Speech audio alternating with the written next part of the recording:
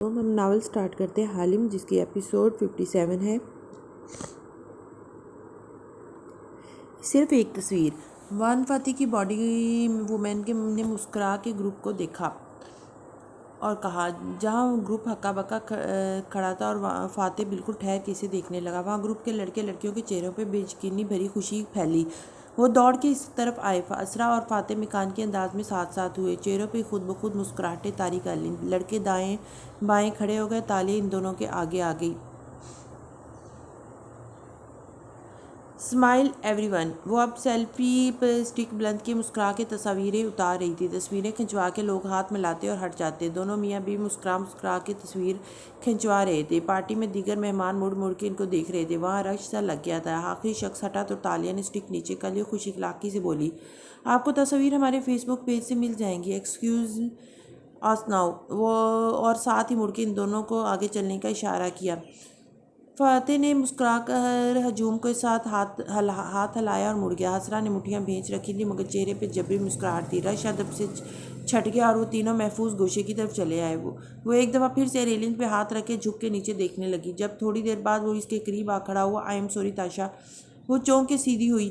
فاتح گلاس تھامے اس کو افسوس سے دیکھ رہا تھا۔ سیاہ کوٹ سے جھلکتی سفید کالر والی شرٹ، ماتھے پہ سلیقے سے جمے بال، وہ اس کرتے پاجامے والے غلام سے کس قدر مختلف تھا۔ تالیہ کی نظریں اس کی آنکھوں پہ جم گئیں۔ کیوں سر؟ میں نے تم پہ اس فائل کے لیے شک کیا، مجھے معلوم ہے تم نے وہ نہیں چرائی تھی۔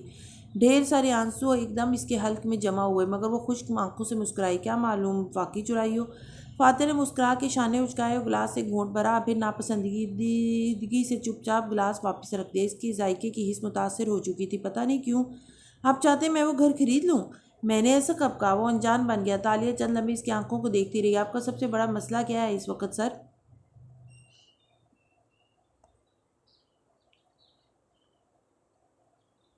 مجھے کوئی مسئلہ نہیں ہے، اللہ کا شکر ہے، وہ ازلی بے نیازی سے مسکرا کے بولا۔ دونوں ریلنگ کے ساتھ آمنے سامنے کھڑے تھے اور نیچے دور تک بہتا روشن ٹریفک نظر آ رہا تھا۔ آپ کو فنڈز چاہیے ہے نا؟ وہ بنا پلک جھپکے اس کی آنکھوں دیکھ رہی تھی۔ اگر میں آپ کا یہ مسئلہ حل کر دوں تو مجھے کیا ملے گا؟ تمہارا مطلب ہے تم میرا گھر بکوا سکتی ہو؟ میرا مطلب ہے کہ میں آپ کو وہاں سے پیسے دلوا سکتی ہوں جہاں سے آپ نے گمان بھی نہ کیا ہو۔ تو کیا آپ میری ایک بات مانیں گے؟ وہ کیا؟ وہ بات میں آپ کو تب بتاؤں گی جب میں فنڈز کا چیک آپ کے ہاتھ میں تھماؤں گی۔ پھر توقف سے بولی، چیئرمین صاحب۔ فاتح کے ابرو اٹھا کے اسے دیکھا، یہ قبل از وقت ہے لڑکی؟ مجھے کبھی کسی نے کہا تھا کہ جو ہمیں معلوم ہوتا ہے وہ ہماری جان بچاتا ہے، اور مجھے بہت کچھ کرنا آتا ہے۔ پہلی چیز ہے مثبت سوچ۔ چیئرمین صاحب پھر گھڑی دیکھی، اگر آپ مجھے اجازت دیں تو میں گھر چلی جاؤں، مجھے کچھ کام کرنے ہیں۔ پارٹی ویسے بھی ختم ہونے والی ہے۔ جی مگر آپ کا گھر دوسرے کونے پہ ہے، ڈرائیور آپ کو ڈراپ کرے گا اور پھر میں بس پکڑوں گی تو دیر ہو جائے گی، اور ہم پہلے تمہیں ڈراپ کریں گے، سمپل۔ وہ قطعی انداز میں کہہ کے مڑ گیا۔ اسے کوئی بلا رہا تھا۔ وہ اداس مسکراہٹ کے ساتھ اسے جاتے دیکھتی رہی۔ اس کا رویہ بدلنے لگا تھا۔ تالیہ کی ایمانداری کا یقین ہو جانا سب کچھ بدل رہا تھا، اور اگر اس کو یہ پتہ چلے کہ یہ وہی حالم ہے تو وہ کیسا ری ایکٹ کرے گا؟ وہ جتنی کوشش کرتی اس کے راز اور جھوٹ پھر کسی کونے سے نکل کے اس کے سامنے آ کھڑے ہوتے۔ عثمان کار چلا رہا تھا، وہ فرنٹ سیٹ پہ بیٹھی تھی اور وہ دونوں میاں بیوی پیچھے تھے۔ فاتح بے نیازی سے باہر دیکھ رہا تھا، البتہ اسرا کو رہ رہ کے غصہ آ رہا تھا۔ یہ سیلفیز والی حرکت غیر دانشمندانہ تھی تالیہ۔ ہجوم آؤٹ آف کنٹرول ہو جاتا ہے۔ فاتح کی یہ سیکیورٹی کے لیے بھی غیر مناسب تھا۔ بالآخر وہ تنبیہ کرتے ہوئے بولی، آج تو ہو گیا مگر کوشش کرنا کہ آئندہ ہم ٹوئٹر پہ ٹرینڈ کر رہے ہیں، نمبر 2 پہ۔ تالیہ نے جیسے ہی اس کی بات سنی ہی نہیں تھی، موبائل چہرے کے سامنے کیے جوش سے اطلاع دی۔ فاتح نے چونک کے اسے دیکھا، وہ ڈرائیونگ سیٹ سے پیچھے بیٹھا تھا، اس کا نیم رخ دیکھ سکتا تھا۔ عثمان نے نوجوان کا چیئرمین کے نام سے وہ تصاویر ٹویٹ کی تھی، اور اب وہ تمام لڑکے لڑکیاں اس ہیش ٹیگ کو آگے پھیلا رہے ہیں۔ ساتھ ہی عثمان نے پارٹی ممبر شپ کے لیے لنک ڈال دیا ہے۔ پارٹی الیکشن میں یہ لوگ ووٹ ڈالیں گے نا؟ اس نے فون فاتح کی طرف بڑھا دیا۔ فاتح نے اینک آنکھوں پہ لگائی اور مسکرا کے چمکتی اسکرین پہ انگلی پھیرنے لگا، پھر فون واپس کر دیا۔ تعریف توصیف کے بجائے ایک مسکراہٹ کافی تھی۔ بس یہیں ڈراپ کر دے مجھے۔ اس کے گھر کا گیٹ سامنے آیا تو عثمان نے کار روکی۔ ہیڈ لائٹس نے گیٹ کو روشن کیا تو گیٹ سے نصب لیٹر باکس کے اوپر رکھی سجی ہوئی ٹوکری صاف دکھائی دی۔ تالیہ کی نظریں اس پہ رکی تو وہ بے چین ہو کے سیدھی ہوئی۔ اسرا نے گردن اونچی کر کے اس کا انداز دیکھا۔ میں چلتی ہوں۔ بیگ اٹھاتے ہوئے دروازہ کھولنے لگی، پھر رک کے مروتاً کہا، آپ لوگ اندر آئے نا، کافی پیتے ہیں ساتھ؟ فاتح مسکرا کے نفی میں سر ہلا کے انکار کرنے ہی لگا تھا کہ شیور، مجھے بھی کافی کی شدید طلب ہو رہی تھی۔ اسرا ایک دم مسکرا کے بولی تو فاتح نے پوری گردن موڑ کے اسے دیکھا۔ آنکھوں میں تنبیہ تھی مگر بے سود۔ تالیہ سنبھل کے جلدی سے بولی، پلیز آئے نا، عثمان کار اندر لے آؤ۔ خود وہ تیزی سے باہر نکل گئی، جلدی سے گیٹ کھولا، پھر ٹوکری اٹھائی، اوپر کارڈ رکھا تھا ایڈم کی لکھائی میں، فاتمان فاتح کی طرف سے۔ یا اللہ ایڈم، تمہیں کسی کموڈو ڈریگن کے آگے ڈالوں گی میں۔ جلدی سے کارڈ کے 2 ٹکڑے کیے، ان کو بیگ میں پھینکا، پھر کوکو پھل اور چاکلیٹس بھری ٹوکری اٹھا لیا۔ کار اب تک اندر آ چکی تھی۔ اسرا نے کھڑکی سے اس کا کارڈ پھاڑنا غور سے دیکھا تھا۔ اتنا خوبصورت تحفہ بھیجنے والے کا کارڈ پھاڑنا اچھی بات نہیں ہے تالیہ۔ وہ نیچے اترتے ہوئے خوشگوار انداز میں بولی۔ فاتح نے بھی اترتے ہوئے ایک چٹتی نظر تالیہ کی ٹوکری پر ڈالی۔ بھیجنے والا خود غرض ہے، واپس آنے کی بجائے تحفے بھیجتا ہے تاکہ میں اسے بھول نہ جاؤں۔ اتنا بھی بھروسہ نہیں تھا ہمارے رشتے پہ ہوں۔ ایک تیکھی نظر فاتح پہ ڈال کے بولی۔ اسرا نے دلچسپی سے ابرو کٹھے کیے، یعنی یہ یقیناً نتاشا کے شوہر کی طرف سے ہوں گے۔ کانٹ بلیو، کوئی اتنی چاکلیٹس کیسے کھا سکتا ہے؟ وہ بھری ہوئی ٹوکری کو دیکھ کے جھرجھری لیتا دروازے کی طرف بڑھا تو اسرا چونکی، بے یقینی سے تالیہ کو دیکھا۔ تمہارا شوہر بھی ہے؟ وہ دروازے تک آئی، اسے کھولتے ہوئے سرد مہری سے بولی۔ بالکل ہے مسز اسرا، اور میرا اسے چھوڑنے کا کوئی ارادہ نہیں ہے، بھلے کوئی کچھ بھی کر لے۔ تاشا کا ہسبینڈ دوسرے ملک ہوتا ہے، سفر وغیرہ پہ۔ فاتح آگے بڑھتے ہوئے بیوی کو بتا رہا تھا۔ تالیہ نے دروازہ کھولا تو سامنے لاؤنج سفید بتیوں سے جگمگا رہا تھا۔ آ گئی تم اس مغرور انسان کی خدمتیں کر کے؟ آج کسی کا دایاں ہاتھ کٹوایا شہزادی صاحبہ نے یا نہیں؟ داتن اور ایڈم ایک ساتھ بولے تھے۔ وہ دونوں بڑے صوفے پہ بیٹھے تھے، لیپ ٹاپ سامنے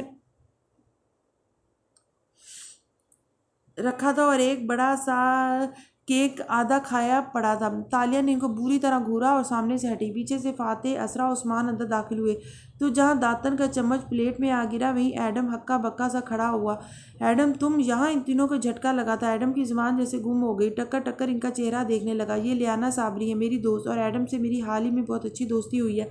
آپ جانتے ہیں ایڈم اور لیانا میرے گھر کے ری ڈیکور کے لیے کام کر رہے ہیں، اس لیے میں آج جلدی گھر آنا چاہ رہی تھی تاکہ شاپنگ لسٹ فائنل کر دوں۔ وہ جلدی جلدی بتاتی آگے آئی، ٹھک سے لیپ ٹاپ فولڈ کیا، کاغذات اکٹھے کیے، داتن کو تھمائے۔ مہمانوں کے لیے جگہ صاف کرو، بظاہر مسکرا کے کہا۔ داتن نے جلدی سے سلام کیا اور سارے کاغذات جو فاتح کی اس رات کی نقل و حرکت کے پرنٹس آؤٹ تھے سمیٹ کے اٹھ گئی۔ سو ایڈم اور تم اچھے دوست ہو؟ کچھ دیر بعد بڑے صوفے پہ ٹانگ جما کے بیٹھے فاتح نے باری باری دلچسپی سے دونوں کو دیکھ کے پوچھا۔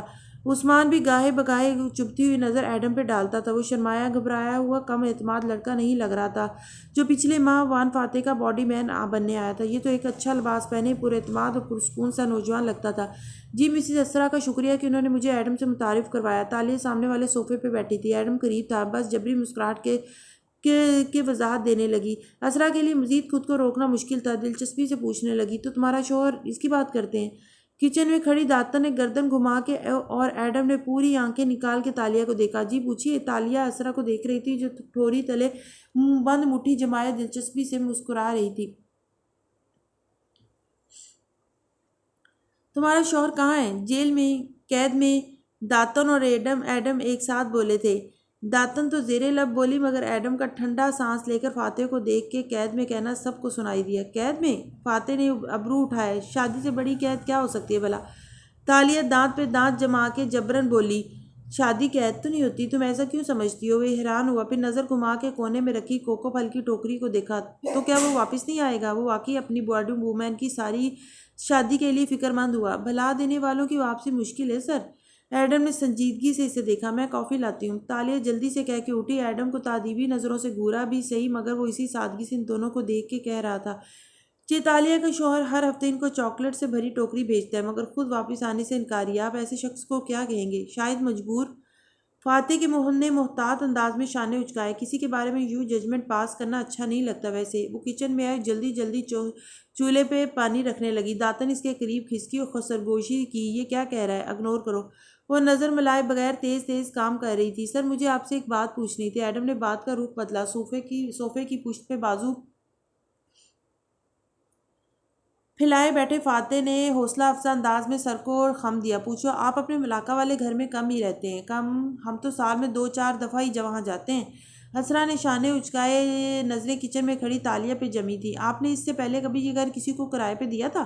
کرائے پہ؟ نہیں، فاتح مختصراً بولا تو اسرا نے چونک کے اسے دیکھا۔ اپنے اس برڈ واچر دوست کو تو دیا تھا پچھلے سرما میں، بھول گئے؟ وہ کرائے پہ تھوڑی تھا، چند دن کے لیے چھٹیاں گزارنے آیا تھا وہ۔ فاتح نے فوراً کہا تو ایڈم نے چونک کے اسے دیکھا۔ براڈوچر؟ ہاں، تمہارے فاتح صاحب کا ایک دوست تھا، پورا مہینہ رہا تھا دسمبر میں، سارا دن پینٹنگ کرتا تھا یا آسمان پہ خوردبین سے پرندے دیکھتا تھا۔ اسرا بولے جا رہی تھی تو فاتح نے پہلو بدلا۔ ایڈم، اس روز عشر کی پارٹی کے بعد تاشا کی کار ہمارے گھر سے کون لینے آیا تھا؟ اسرا کو ایک دم سانپ سونگھ گیا۔ ٹرے میں پرچ پیالیاں رکھتی تالیہ کے ہاتھ میں کانچ ٹکرائے۔ ایڈم نے ایک نظر اسرا کو دیکھا جس کی آنکھوں میں ملے جلے تاثرات ابھرے تھے۔ اس نے ایڈم کو منع کیا تھا کہ وہ فاتح کو نہیں بتائے گا۔ میں لایا تھا، مسز اسرا کو بتایا تھا میں نے۔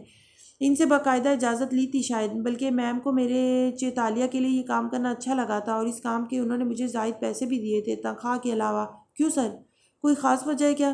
معصومیت سے ایڈم بن محمد نے سب اگل دیا۔ اسرا بدک خود کو سنبھالے بیٹھی رہی۔ فاتح کا چہرہ بھی بظاہر بالکل پرسکون تھا۔ اس نے بس مسکرا کے سر کو خم دیا۔ لاؤنج میں خاموشی چھا گئی۔ تالیہ جلدی سے ٹرے میں بھاپ اڑاتی پیالیاں رکھے لے آئی۔ میز پہ ٹرے رکھی اور چائے دان کو پہلے کپ میں ڈیلا۔ یہ کافی تو نہیں ہے؟ اسرا نے دھار کا رنگ دیکھ کے ذرا نخوت سے کہا۔ بظاہر پچھلے موضوع کو بدلا۔ یہ کافی سے اچھی ہے مسز اسرا۔ اسرا عثمان کو ان کے کپ پکڑائے پھر فاتح کے سامنے آئے، چینک سے اس کے کپ میں قہوہ اڈیلنے لگی۔ چینک اونچی کر لی، سبز بھوری دار سی لمبی ہو کے کپ میں گرنے لگی۔ وہ مہک، وہ دھار گرنے کا انداز، وان فاتح یکٹک اس دھار کو دیکھے گیا۔ سوری تالیہ، مگر اس میں تو کوئی ذائقہ ہی نہیں ہے۔ اسرا نے گھونٹ بھر کے پیالی رکھ دی، مگر وہ صرف فاتح کو دیکھ رہی تھی۔ اس نے پیالی اٹھائی، پرچ پیالی کی کانچ آپس میں ٹکرائی۔ ماضی کی یادیں اس کے سامنے ارد گرد بکھرنے لگیں، مگر وان فاتح کے دماغ کی سلیٹ صاف تھی۔ بس کپ لبوں سے لگایا، چند گھونٹ بھرے۔ یہ کون سی چائے؟ اسے جیسے خوشگوار حیرت نے آن لیا تھا۔ یہ ان پتوں کی چائے جو قدیم چین میں پائے جاتے تھے۔ ان کا ذائقہ چند صدیوں پہلے کے پتوں جیسا تو نہیں ہے، مگر میں نے ان کو اپنے لون میں اگایا ہے، کوئی کھاد نہیں ڈالتی، یہ بالکل آرگینک طریقے سے بڑے ہو رہے ہیں۔ آپ کو اچھی لگی ہے چیئرمین؟ ہوں، مختلف۔ وہ گھونٹ در گھونٹ پی رہا تھا، یوں لگتا تھا جیسے ذہن کے کسی خانے میں وہ مہک اور ذائقہ دستک دے رہا ہو، مگر اندھیرا اتنا تھا کہ کوئی دروازہ دکھائی نہ دیتا تھا۔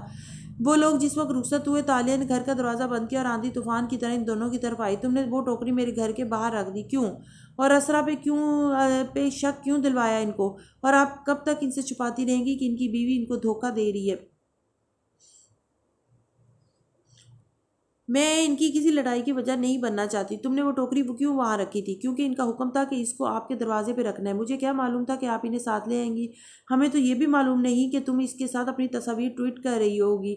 ان دونوں کے درمیان داتن نے بھی غصے سے مداخلت کی۔ میں ان کی باڈی وومن ہوں، میں ٹی وی اور اخبارات میں ان کے ساتھ نظر آؤں گی، تمہیں یہ معلوم ہونا چاہیے۔ وہ غصے میں چلائی تھی۔ اور تمہیں یہ معلوم ہونا چاہیے تالیہ کہ تم نے اس شہر میں بیسیوں اسکیم کیے ہیں، کوئی نہ کوئی تمہیں پہچان جائے گا، کسی ویٹرس، کسی ملازمہ، کسی ریسیپشن کے روپ میں۔ مجھے پرواہ نہیں ہے، جب میں نے راستہ درست کر لیا تو کوئی میرا کچھ نہیں بگاڑ سکتا۔ وہ تلخی سے بولی، پھر پرس سے ایک موبائل اور گھڑی نکال کے میز پہ رکھی۔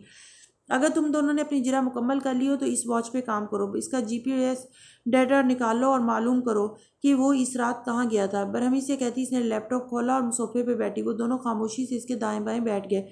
ہاں، ماشاءاللہ، ان کا موبائل بھی چرا لائیں؟ اس کی جگہ ایک خراب بیٹری کا ہو بہو یہی موبائل رکھ دیا ہے۔ صبح تک فاتح صاحب کو موبائل بدلے جانے کا علم نہیں ہوگا۔ صبح اصلی موبائل واپس رکھ دوں گی۔ پھر تفتیشی نظروں سے ایڈم کو دیکھا۔ اور یہ تم سن باؤ کے گھر کا کیوں پوچھ رہے تھے؟ کیونکہ اس گھر میں کچھ ہے جو صحیح نہیں ہے، شاید تیسرا خزانہ ہے جو…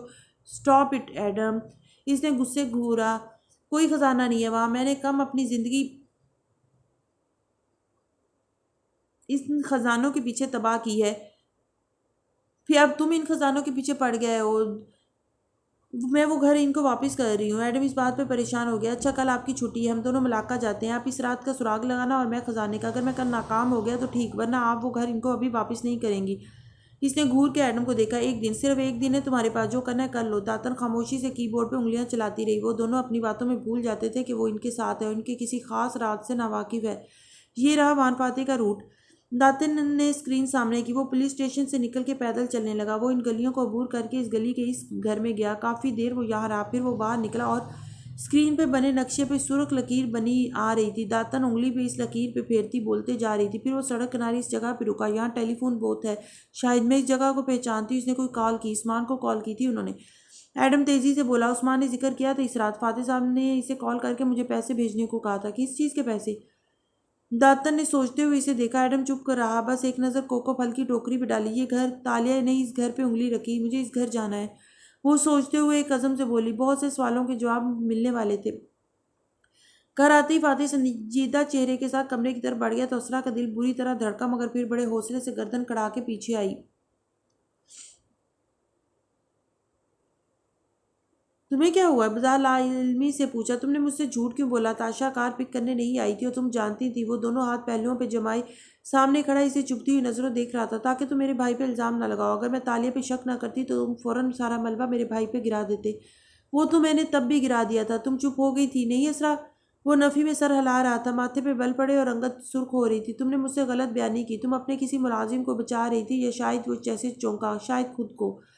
فادی اتنا بڑا ایشو ہے نہیں جتنا تم اس کو بنا رہے ہو۔ وہ چیخ پڑی۔ ایک فائل ہی تو تھی۔ فائل نہیں تھی، وہ وفاداری تھی، سچ تھا۔ اسرا خدا کی قسم اگر مجھے کبھی علم ہوا کہ تمہارا اس میں کوئی ہاتھ ہے تو کیا کرو گے تم؟ ہاں، وہ غصے سے بولی۔ سارے خوف خدشے زائل ہو گئے اور اس نے گویا سینہ تان لیا۔ دی تھی میں نے وہ فائل اشر کو، خود دی تھی میں نے، تاکہ تم اس گھر کو جیسے میں نے اتنے پیار سے سجایا تھا یوں نہ بیچو۔ تم جب سادہ طریقے سے میری بات نہیں سن رہے تھے تو مجھے یہی طریقہ استعمال کرنا پڑا۔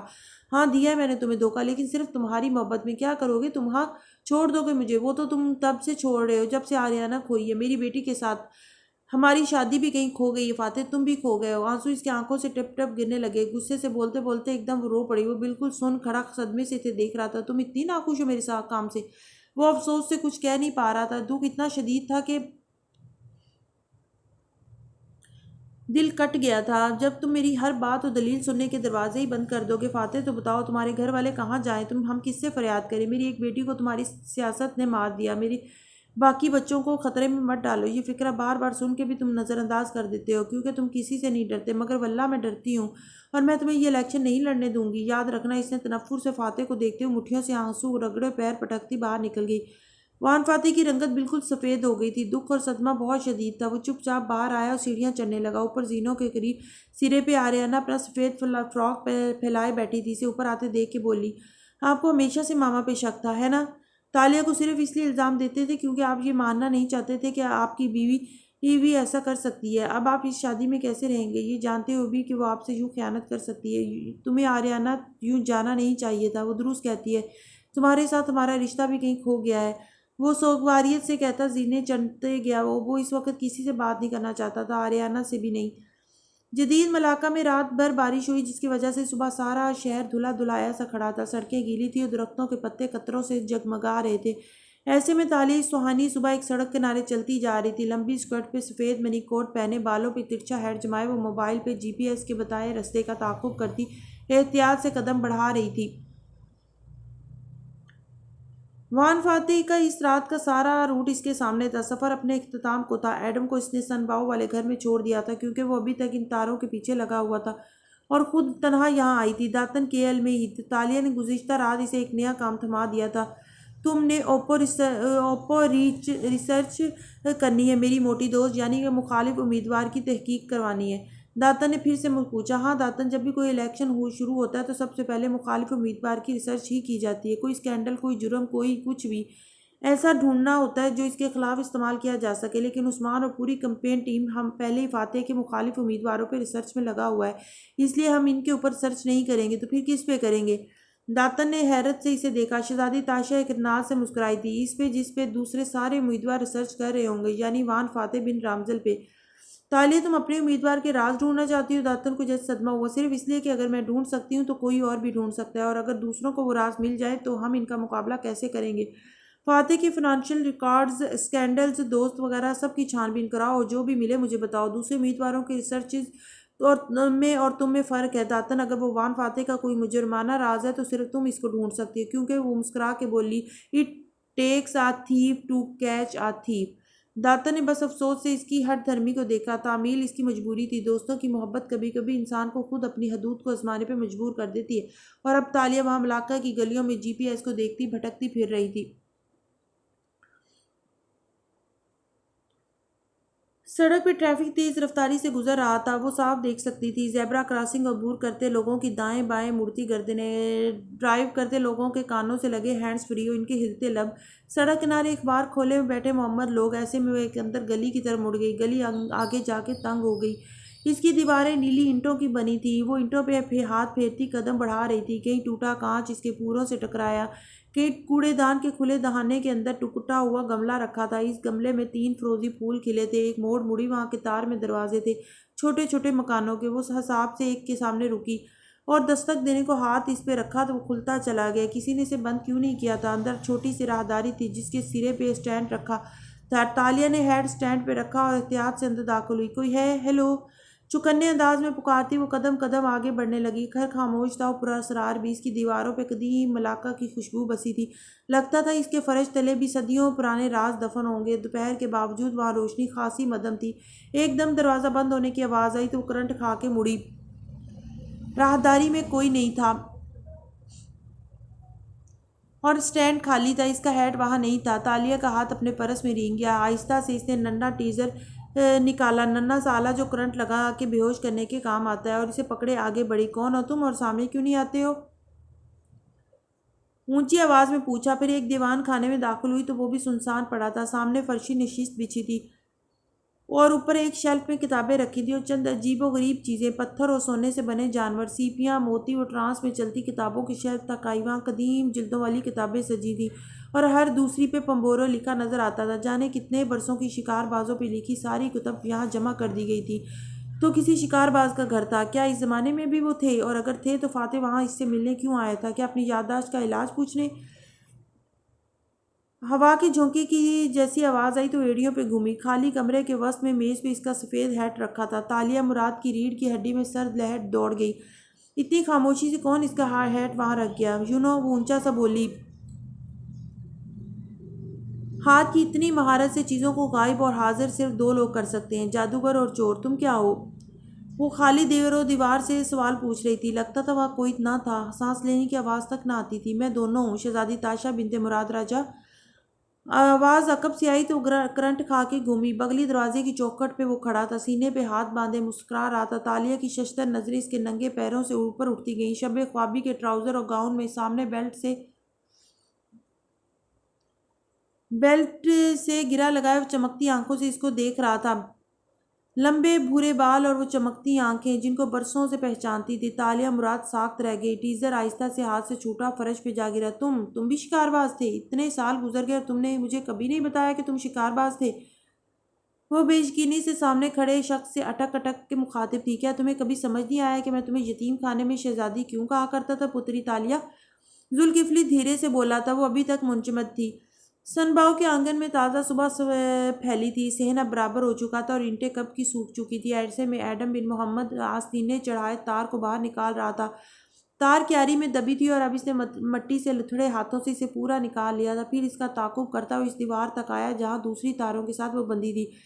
ایک موٹی سیاہ تار بغیر مقصد کے یہاں کیوں تھی؟ ایڈم نے دستانے چڑھائے، غور سے تمام تاروں کو الگ کرنے لگا۔ کیبل، انٹرنیٹ، بجلی، ٹیلی فون، ہر ایک کی تار الگ تھی۔ یہ تار ان میں سے کسی مقصد کے لیے استعمال نہ ہوتی تھی۔ بظاہر یہ کیبل کی موٹی سیاہ تار لگتی تھی، مگر جب کیبل کی تار پہلے سے موجود تھی تو اس کا یہاں کیا کام؟ گچھے سے تاریں الگ کرنے پہ اسے نظر آیا کہ وہ موٹی تار گھر سے باہر جا رہی تھی۔ کیا وہ اس تار کا پیچھا کرے یا اسے یوں ہی چھوڑ دے؟ مگر نہیں، سنباؤ کا تیسرا خزانہ کہیں نہ کہیں موجود ہے۔ وہ وقت میں سفر کر کے واپس آیا ہے۔ وہ سلاطین کے درباروں اور محلوں کو دیکھ آیا تھا۔ وہ فیری ٹیلز کو ماننے لگا تھا۔ تالیہ کا یقین اگر کھو گیا تھا تو اس کا بڑھ گیا تھا۔ انہوں نے 2 دفعہ اس گھر کے صحن کے رازوں کو کھوجنا چاہا تھا۔ پہلی دفعہ وقت کا خزانہ ملا اور دوسری دفعہ مجسمے تلے خالی صندوق۔ کیا وہ سب بغیر مقصد کے تھا؟ نہیں،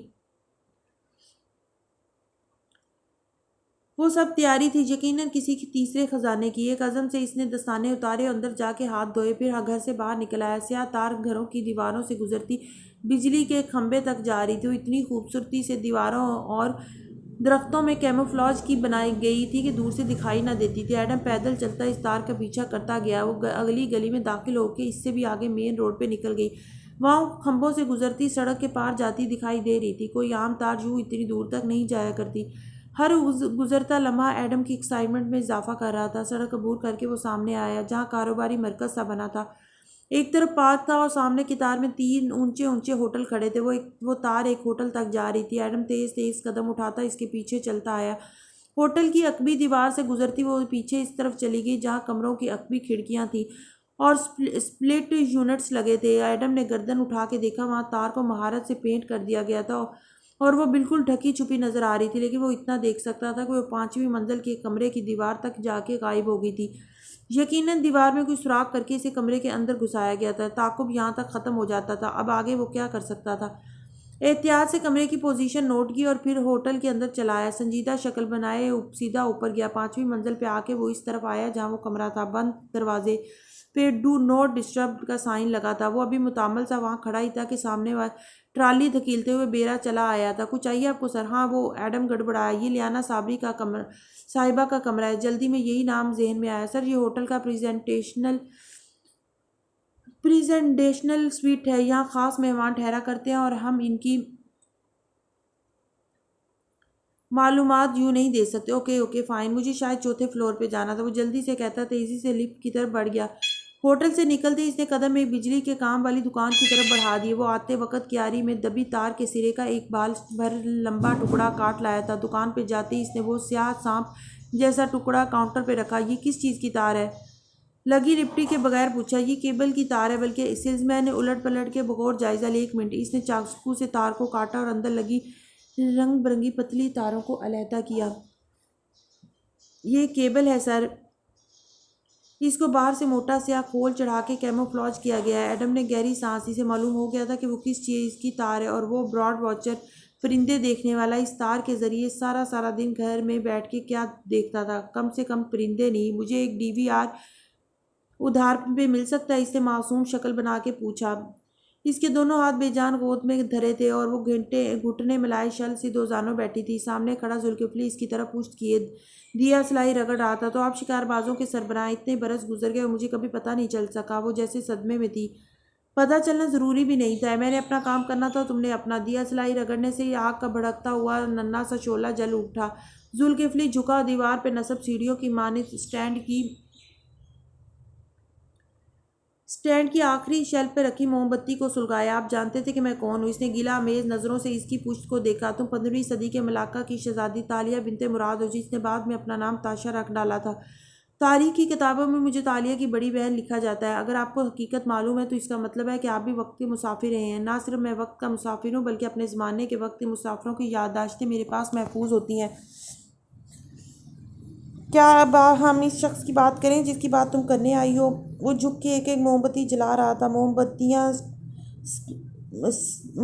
بتیاں کافی ساری تھیں۔ دھیرے دھیرے 400 خوشبو پھیلنے لگی تھی۔ وان فاتح آپ کے پاس کیوں آیا تھا؟ وہ سیدھا ہوا اور پھونک مار کے دیا سلائی بجھائی، پھر تالیہ کی طرف پلٹا اور ہلکا سا مسکرایا۔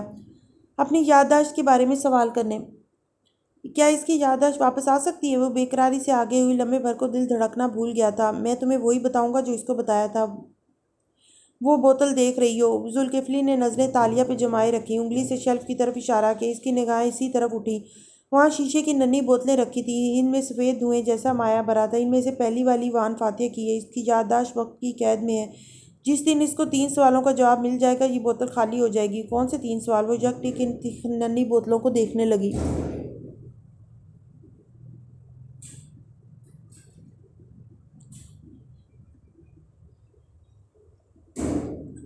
کوئی کام کرنے کا سب سے اہم وقت کون سا ہوتا ہے؟ انسان کی زندگی میں سب سے اہم کام کون سا ہوتا ہے؟ انسان کی زندگی میں سب سے اہم شخص کون ہوتا ہے؟ یہ کیسے سوال ہوئے؟ کاموں کے مختلف وقت ہوتے ہیں اور سب کی زندگی کے ترجیحی کام بھی مختلف ہوتے ہیں۔ اور شخص؟ اس نے چھمبے سے ذوالکفلی کو دیکھا۔ ہم ہر ایک کا اہم شخص دوسرے سے مختلف ہوتا ہے۔ نہیں پتری تالیہ، ان سوالوں کے جواب سب کے لیے ایک ہی ہیں۔ اس کو یہ جواب معلوم تھے، مگر معلوم ہونا کافی نہیں۔ جس دن وہ ان کی حقیقت قبول کر لے گا، اس کی یادداشت واپس آ جائے گی۔ تم اس کی خود سے مدد کرو تو یہ الگ بات ہے، مگر وہ مدد نہیں مانگ سکتا، لیکن یہ جواب اس کو خود ڈھونڈنے ہوں گے۔ مگر میری یادداشت وہ کیوں ٹکڑوں میں واپس آنے لگی تھی؟ جب میں پہلی دفعہ KL کے ایئرپورٹ پہ تھی تو مجھے ویژن نظر آنے لگے تھے، مگر وہ مستقبل کے تھے، ماضی کے نہیں۔ سچے خواب دیکھنا تمہارا ذاتی گفٹ ہے، یہ ہر وقت کے مسافر کے پاس نہیں ہوتا، میرے پاس بھی نہیں ہے۔ البتہ اس کا اتنے سال بعد واپس آنا اس بات کی نشانی تھا کہ تم نے ایئرپورٹ پہ کچھ ایسا ضرور کیا تھا جس نے تمہارے دل کو کسی ایک سوال کی حقیقت سمجھا دی تھی۔ اس کی وجہ سے تمہارے دماغ پہ لگی وقت کی زنجیر کی چند کڑیاں کھل گئی تھیں، مگر مکمل یادداشت اس لیے واپس نہیں آئی کیونکہ تم نے باقی 2 سوالوں کے جواب نہیں سمجھے۔ مجھے نہیں یاد اس روز میں نے کیا کیا تھا۔ تالیہ نے جھرجھری لے کے سر جھٹکا، دوبارہ سے شیلف پہ رکھی بوتلوں کو دیکھا۔ ان میں سے میری یادداشت کس بوتل میں محفوظ ہے؟ ذوالکفلی اس کو دیکھتے ہوئے مسکرایا۔ اس سوال کا کوئی فائدہ نہیں پتری تالیہ۔ اس نے واپس ذوالکفلی کو دیکھا تو آنکھیں بھیگنے لگی۔ کیا آپ فاتح کو بغیر جواب ڈھونڈے اس کی یادداشت واپس نہیں کر سکتے ہیں؟ کیا یہ سب ضروری ہے؟ میں بہت تکلیف میں ہوں۔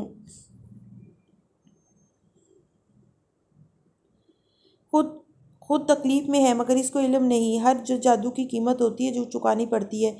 ذوالکفلی نے نرمی سے شانے جھکا دی، ایک دم ہوا کا جھونکایا موم بتی بجھ گئی، تالیہ کی امیدوں کا دیا بھی جیسے ٹھنڈا پڑ گیا۔ وقت میں سفر کی قیمت بہت بھاری تھی۔ اتوار کی صبح کیل کی سڑکیں چھٹی کے باعث ویران لگتی تھی، ایسے میں سڑک کنارے ٹہلتے لوگوں میں سے ایک وان فاتح بھی تھا جو جاگنگ کر کے اب تھکا ماندہ آہستہ قدموں کے ساتھ گھر کی طرف جا رہا تھا۔ کانوں میں سفید ہینڈز فری لگے تھے اور ٹی شرٹ پشت سے بھی پسینے میں بھیگی تھی، پیشانی اور بال بھی تر تھے۔ ملائیشیا میں ویسے بھی ہوا میں نمی بہت تھی اور باہر نکلو تو ذرا دیر بعد پسینہ آنے لگتا تھا۔ وہ تو پھر جاگنگ کر کے آیا تھا۔ گھر کا گیٹ ہاتھ سے کھول کے اندر داخل ہوا تو نظریں کار کی طرف اٹھی۔ وہ روز وہاں ٹیک لگائے جوس کی بوتل لیے کھڑی ہوتی تھی، آج اس کی چھٹی تھی۔ وہ ہلکا سا مسکرایا، یوں ہی اس کی کمی محسوس ہوئی تھی، مگر پھر کار کی طرف اٹھی نظریں وہیں ٹھہر گئیں۔ پورچ میں 3 کاریں کھڑی تھیں، تینوں مختلف پارٹی عہدیداران کی تھیں۔ یعنی اتنے سارے لوگ اتوار کی صبح اس کے گھر آئے تھے۔ وہ حیرت سے ہینڈز فری کان سے کھینچتا تیز قدموں سے آگے آیا۔ اندر داخل ہوتے ہی لاؤنج سے آوازیں سنائی دیں۔ ڈائننگ روم کی جگہ اسرا نے ان کو لاؤنج میں بٹھا دیا تھا۔ فاتح کے ابرو تعجب میں بھنچے، سب قدمی سے چلتا سامنے آیا تو دیکھا وہاں اسرا اور 4 پارٹی عہدیداران موجود تھے۔ اسرا بے چینی سے ٹہل رہی تھی جیسے اس کی منتظر ہو۔ اسے دیکھ کے سب خاموش ہوئے، جگہوں سے اٹھے۔ ٹراؤزر اور ٹی شرٹ میں ملبوس، ماتھے پہ آئے بھیگے بالوں والا فاتح بن رامزل نے تعجب سے ان کو دیکھا۔ سب ٹھیک ہے؟ ایک صاحب نے ریموٹ اٹھایا، خاموشی سے ٹی وی آن کر دیا۔ فاتح نے چونک کے اسکرین کو دیکھا۔ ملائیشیا میں خبروں کے چینل مختلف حکومت کے ہوتے تھے اور ان پہ اپوزیشن کے لیڈرز کے خلاف خبریں پورے دھڑلے سے چلائی جاتی تھیں۔ اب بھی وان فاتح کے بارے میں خبر چل رہی تھی۔ پہلے ایک اخبار نے یہ ویڈیو لیک کی، پھر ٹی وی چینلز نے ان کو اٹھا کے چلانا شروع کر دیا۔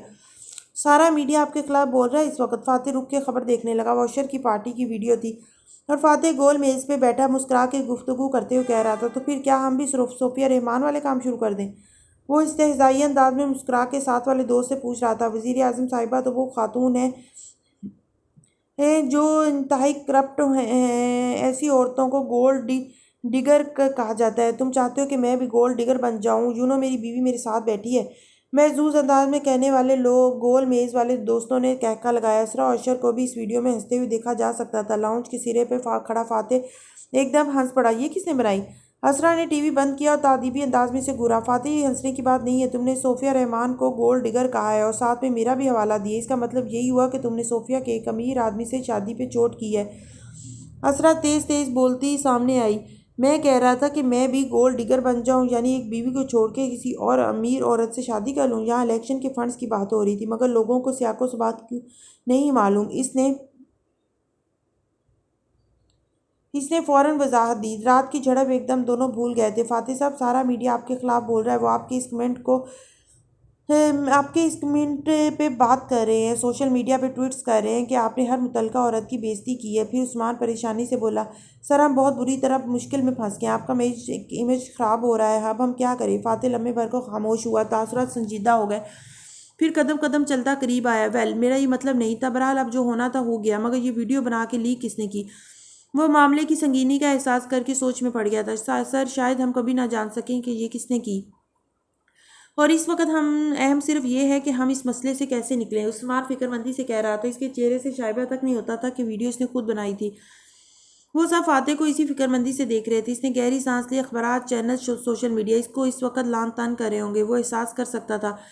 چند لمحے کے لیے سوچتا رہا، اوکے میں کپڑے بدل لوں، پھر آفس میں میٹنگ بلاؤ اور پھر ہم ڈسکس کرتے ہیں کہ اس کو کنٹرول کیسے کرنا ہے۔ تحکم سے کہہ کے وہ مڑنے لگا، پھر واپس گھوما، عثمان کو مخاطب کیا، میری کافی، میری انرجی ڈرنکس، ان سب کو کون دیکھے گا؟ عثمان گڑبڑا کے کھڑا ہوا، سر آپ کی پرسنل ایڈ نے آج چھٹی لی تھی، اور تو میری پرسنل ایڈ کو بتاؤ کہ جیسے خبروں کے بننے کی چھٹی نہیں ہوتی ویسے ہی اس کو بھی چھٹی کرنے کی لگژری نہیں ہے۔ ذرا رخائی سے کہہ کے مڑ گیا۔ کمرے میں ایک دم تناؤ کی کیفیت چھا گئی۔ وہ اب تیز راہداری کی طرف جاتا دکھائی دے رہا تھا اور وہ سب خاموش اور فکر مند بیٹھے تھے۔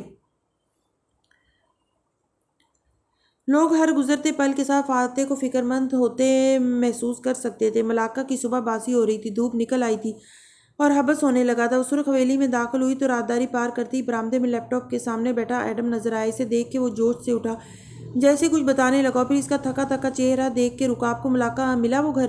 ہاں، وہ شکار بازوں کا سربراہ بھی مل گیا۔